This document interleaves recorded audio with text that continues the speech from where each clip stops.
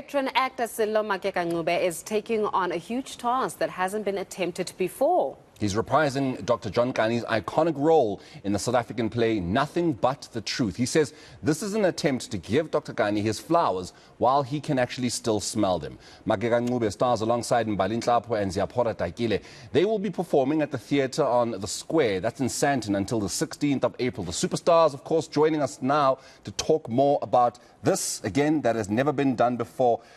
Ndade, welcome. Thank you very much for joining us. Thank you. Ziapora, welcome. Thank you for joining us in Bali as well. To you too. Thank you for having us.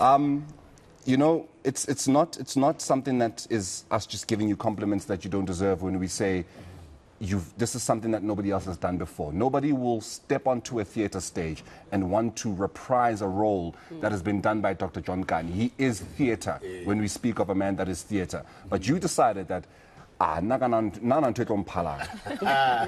did you decide to take on this challenge?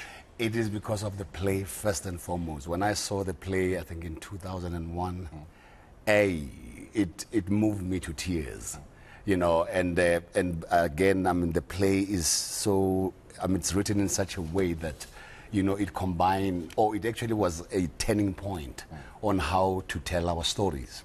You know, prior to that, I mean, we just came out of the, apartheid, 94 had just happened. And most of black theatre at that time was about protest. It was protest theatre. And Brad John mixed the two, and who best could have done that?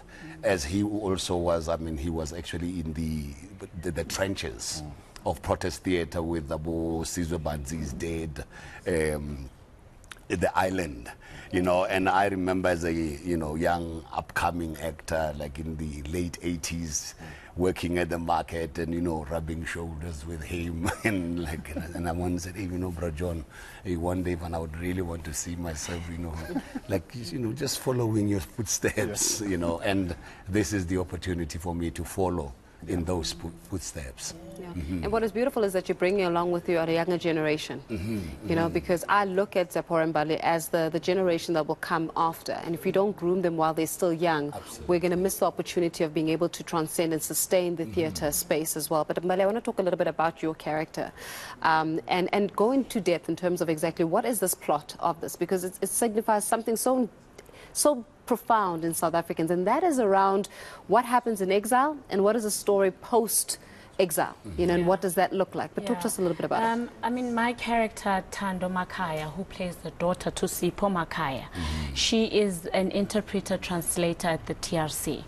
And, you know, with the TRC hearings, there's been so many conversations and so many mixed emotions about the hearings. And I think not only my character, but these three characters hold out a mirror to the audience and start to question and talk about topics that we are uncomfortable to talk about. And each argument that they bring in around reconciliation, reparation, retribution, and how different those three are from each other, and how do those affect the healing. And as a country, have we healed? And are we still healing? And what does that healing look like? And those are the conversations that this play is bringing up, and these three characters are bringing up in their different arguments, and each argument is valid in its own. And I think the audience will be sitting there, and it doesn't matter where you stand politically, those questions are going to be posed. Yeah. Mandisa Makai. Mandisa Makai. That is a character that is coming from exile. Yeah. And for me, the question becomes, as somebody who has never grown up in that kind of environment, who doesn't understand that kind of environment, who exile is only but a story to you that you are told in history class or even by, you know, by other black people. How do you bring that character to life? How do you bring a character that is Mandisa Makaya, who is Mandisa Maake, to life? I think I had to create the character from the ground up and make it my own, and draw on the experiences of people who have been through exile and who are still in exile or just decided to never come back and stayed in their respective countries, and really just draw on those experiences and bring it together to create this character. But a lot of research, it had to be quite intentional, because she's coming in from England and she's got an accent, so there was a lot of stuff that went into the preparation about why certain people decided to go to England and why they decided to stay. And I really had to dig into the investigation of what exile meant for people and what that was as an experience for people. So yeah, that's pretty much it. A lot of preparation, a lot of investigating, a lot of research, asking other people of their own accounts and their own personal experience, and that is really putting it together. And then, you know, that's that. Yeah. You know, and the theatre production itself comes at a significant time when we're about to go into the 2024 elections. When just about last week we had a reflective conference about South Africa's constitution and who South Africa's constitution actually serves. We are beginning to question South Africa's identity. Conversations about, for example, what was negotiated at Codesa are beginning to come up. Conversations about the existence of an Oranje begin to come up. Conversations about the constitution and how, though it's been applauded globally, but does it serve the people of this country is beginning to come up. Conversations about the future of this country. Hey, conversations about the identity of South Africa. Why is it that we're still defined by geographical location in 2023? You know, why are we called the southern tip of Africa? You know what I'm saying? So when you're looking at these conversations and the timing in which we are experiencing this, it's something that South Africans must start having conversations about. And what better way, as we saw before, theatre was the way in which conversations were sparked in communities. Absolutely. And I think, you know, one thing that this play actually deals mainly about is reconciliation. You know, it is captured at a time when the TRC is happening, but also it was not only just political reconciliation. And Dr. Kani actually has crafted a beautiful piece that dealt with reconciliation in a political sense and reconciliation in the social sense. You know, I mean, and it's basically bringing protest theatre and kitchen drama, kitchen scene drama together. And this is, I mean, this is the turning point of, this was the turning point of our theatre actually, you know, through John. And the whole thing of reconciliation, the politics and the constitution, and how as black people, I mean, how is the constitution serving us as black people? You know, one thing that I say to, I mean, when I speak to young people is that young people today are not scared of the law. And because, I mean, the law during apartheid, you never knew when you're right and when you're wrong. So you are always kind of living on the edge and living in submission. And this play basically captures all those elements, you know. And I think also the Constitution, it's about time that this Constitution is really delivered to the masses. You know, and made it accessible to people to understand what it is. Somehow we actually find ourselves always wanting to duck the law when the law is actually on our side. You know, and that's for me that is the problem of the Constitution as it stands at the moment, or our access to the Constitution. Mbali, Sello spoke about protest theatre, that, you know, we've transitioned away from it, and yet we are still telling stories of what happened during the apartheid era. We're telling stories, colonial stories as well. We are always telling stories of the black struggle. Are we telling too much of it now that South Africans, especially the youth, have become desensitized, or are we not telling enough to get the youth, especially black youth, to a position where they never forget who they are, they never forget what happened to their parents and their forefathers, and that they never forget on what it is they're enjoying today, on what that was built? Are we not telling enough, or are we telling too much? We're not telling enough. It might feel like we are telling too much, but we are not telling enough. And when I got to be in this play, I realized that there's so much I didn't know when I was doing my research with my character. I had to say, I've never asked my family members about apartheid. I had to go speak to my mom. I had to go speak to an aunt. I had to go speak to people who experienced it, and then understand how really bad it was. We don't know as young people how bad it was. We really don't understand how bad it was.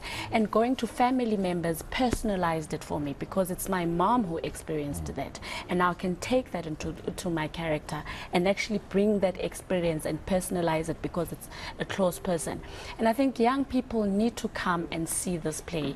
It's going to change their political view. It's going to make them question a lot of things and where they stand politically. It's so easy to be caught up into the noise politically, but really ask serious questions about our politics, where we're going as a country, and what does that look like. Yeah. You know, we're talking about even protesting. Sorry, you wanted to add that? Yeah, I just want to add that, you know, one of the things that we haven't really kind of like interrogated is the effects of apartheid and colonialism psychologically. Yeah. There's two stories I want to tell. One was when I dated a white girl in the 80s. It's getting good now. Oh, it's getting Now it's getting. Now here we go. And I took her to go meet my mom. Yeah. You should have seen my mom. Yeah. You know, my mom, when he came into the sitting room, she went, I'm telling you. And that aspect of how apartheid has actually damaged us psychologically. My uncle, 86, the finger man, P.W. Botha, abolishes the arrest of passers. We live in Mdeni. You know, he lived in Mdeni, Kwame, and we used to catch a taxi Kwame, and it is where he lived was almost like 3 kilometers from Kwame. We get to Kwame, we are just about to get into the taxi, and it goes, "Ish, I'm patang in Zangan." And I said, no,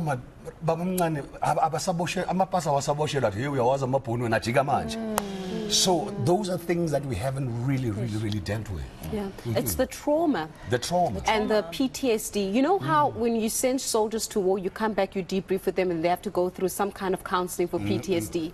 Now imagine trauma from 1948 to 1994, prior to the colonialization, right, which was happening within from the time of the Anglo-Boer War, from the time of the settlement. And we've never actually consciously reconfigured ourselves to be able to cope with the trauma. Now, I want to label with what you were saying on that one, because the very same trauma that Sello was speaking about translated into us, the generation, is because people have not, they've born children, right? Exactly. So it's going from the grandfather to the son, to the grandchild, to the... So when we speak about how AMA 2000 are not necessarily within this construct, yes, they may be walking around free, but they are still living within the trauma experienced by their grandfather. They're still in that trauma. How then do we start educating this AMA 2000 who really thinks, and sometimes this happens, they really believe that they're free? Yeah, that's such a, such an interesting question, because I think we've been talking, it's been an ongoing conversation amongst us about this idea of equality. I mean, we walk around saying things about how we're a democratic country, we're a country that, you know, has equality. But really, there's a difference between equality and equity, and I don't necessarily know that we can really say that we have equality without the equity. So if the playing field is not leveled for everybody, then how can you actually be equal? Because as black people especially, I don't know if I speak for myself, but I think I speak for a lot of people, we're always constantly catching up. Do you know what I mean? We're always 2 steps behind, and that is going to make it difficult to ever get ahead or to ever start. So we're not starting from the same place, and I think this play really brings that about. It explains that very well, and it explains, because we're discussing what's happening around the TRC, we're discussing very nuanced experiences, and we're discussing where the TRC is going to bring us after, you know, and is it justice? You know, have we experienced justice? Have we experienced justice in a way where we can rest, where we can say, okay, I can let it go. I can start the process of healing, because I don't think we can start the process of healing without the adequate amount of justice.